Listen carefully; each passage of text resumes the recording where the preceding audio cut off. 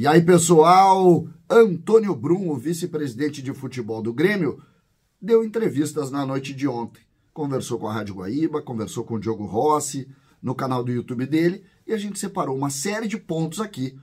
Alguns contrapontos, inclusive, mas muitas situações que merecem, sim, o entendimento do torcedor do Grêmio. César Cidade Dias falando de Grêmio aqui no YouTube. Papo de gremista para gremista. Mas agora, Ativo Ultra, o parceiro daquela hora, 100% natural, sem contraindicação. Ativo Ultra, agora para melhorar, para apimentar a sua relação. Não deixe de ter o seu na descrição do vídeo. Você compra e pede desconto lá. Diz, eu tô vindo do canal do CCD, eu quero desconto pro meu ativo. Eu quero ativo. Eu uso. E você vai usar também. Aqui não vai ter falha. Gente, Antônio Brum, vice-presidente de futebol do Grêmio, concedeu entrevistas na noite de ontem. Nós separamos aqui, anotei alguns pontos aqui, para a gente poder conversar e também discutir aqui o que disse o Antônio Brum nessas entrevistas. Falou, como eu disse, para a Rádio Guaíba, falou para o Diogo Rossi, e eu separei algumas situações aqui que merecem que a gente pondere, porque aqui existem também alguns contrapontos ao que foi dito e, claro, algumas situações que já remetem ao ano de 2024. Podemos começar aqui falando do treinador do Grêmio para 24. Porque Antônio Brum textualmente disse, Renato é o técnico do Grêmio, será em 24 e já encaminha essa relação. Não se fala em outro nome senão o Renato, dando continuidade ao trabalho com o Renato Portaluppi. Esse é o primeiro ponto, que é interessante também da gente discutir. Garantiu que o Grêmio briga pelo título do Brasileiro, que também é um ponto que eu considerei muito positivo, assim como do Renato, considerei a postura do dirigente, é isso mesmo, dirigente não se pode colocar sempre uma ideia de medo, não, tem que ter convicção nisso, eu não vejo problema nenhum nisso, tá? Falou sobre isso. Com a Libertadores, ele acredita que o Grêmio poderá fazer investimentos altos, então ele projeta um Grêmio na Libertadores e com altos investimentos, ou seja, com reposição de peças e com novas peças, aí dando também mais uma linha de que o Grêmio trabalha para mais investimentos. É muito interessante aqui, e eu considero essa parte uma parte que é fundamental, porque ela fecha com outras dificuldades que ele também ponderou aqui, que é a questão das vendas. Então é interessante isso. Sobre a folga, foi perguntado também sobre essa folga de muitos dias, que eu considero uma discussão menor, porque todos os clubes fizeram folga. Todos, sem nenhuma exceção. Só o São Paulo não fez. Todos os outros fizeram, e folgas muito parecidas. Os times que estão na frente da tabela, todos tiveram o mesmo número. O Bragantino, por exemplo, que é o adversário do Grêmio no próximo jogo, tem um dia a mais de folga. Então, mas mesmo assim, ele disse que foi considerado um número ok. Depois vai ter 6 dias de treino, ficarão uma semana fora em Porto Alegre, confirmando aquela expectativa que a gente tinha, que o Grêmio iria na quarta-feira para São Paulo e voltaria só apenas o jogo depois do jogo contra o Corinthians. O Grêmio fica toda a semana fora, lá treinando em São Paulo. Então, também é uma situação que merece também a nossa ponderação. Lembrando que a folga, que o período em São Paulo, nós teremos reportagem lá, o canal do CCD vai com o Eduardo Picão por todo o período do Grêmio em São Paulo. Chega junto com o Grêmio, junto não, porque nós aqui não temos nenhuma parceria com o Grêmio. Então, nós chegamos no mesmo dia que o Grêmio, na quarta-feira. Vamos fazer a live na quarta-feira, né? Aquela live que a gente faz tradicionalmente na chegada.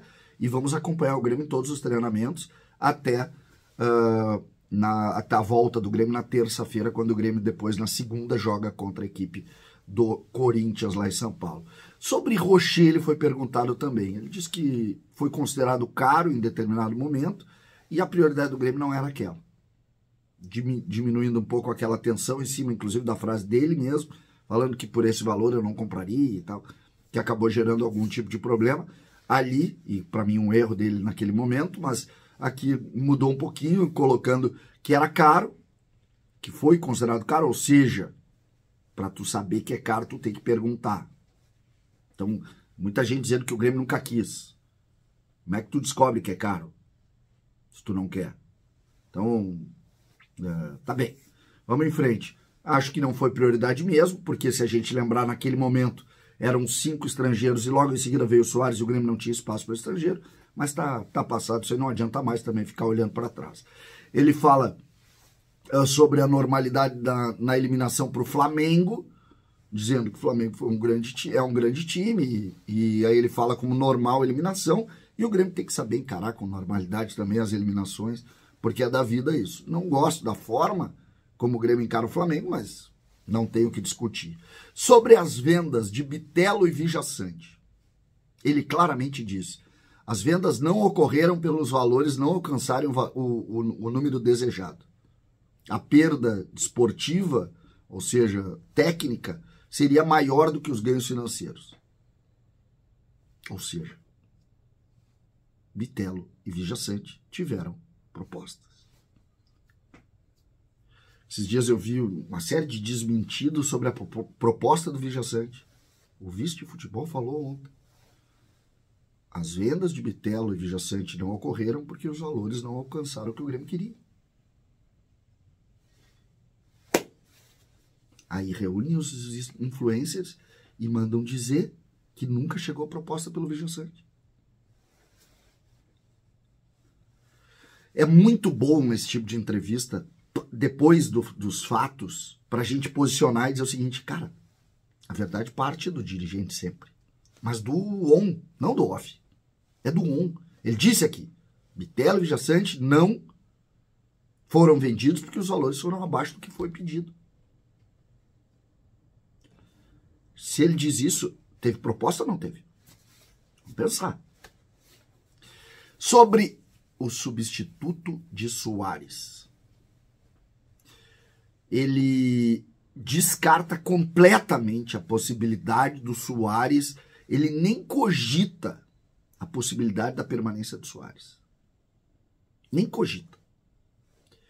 E aqui diz que o Grêmio já trabalha para substituir o Soares. E a pergunta que fica: a ideia de marca e jogador. Quem seria esse jogador? O que é marca e jogador no ponto Soares? Essa é uma pergunta e o Grêmio já trabalha para isso.